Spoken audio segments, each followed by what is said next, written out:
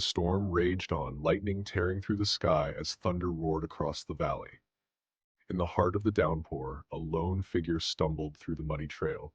A young man named Rohan, drenched to the bone, his breath ragged but his spirit unyielding. For years he had tried to climb the legendary Everest Peak, a brutal mountain that had defeated even the strongest.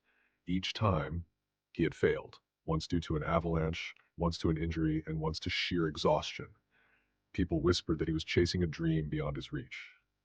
Some mountains aren't meant to be conquered, they told him. But Rohan refused to listen. Tonight he had one last chance. He had trained harder than ever, conditioned his body, studied the winds, and silenced his doubts.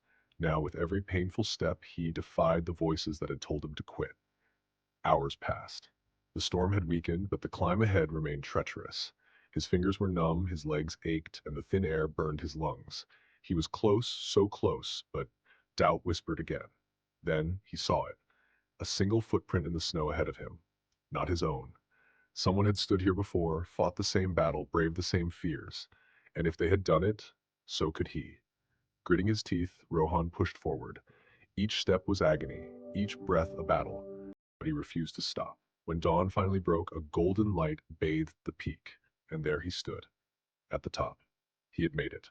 Tears mixed with the freezing wind as he dropped to his knees, gazing at the endless sky. The world below looked so small now, the voices of doubt even smaller. The journey had been long, the struggles endless, but in that moment he realized, failure only wins if you stop trying. No dream is too big, no mountain too high. The only way to truly fail is to give up. Keep going, even when the world says you can't, because the moment you refuse to quit is the moment you start winning.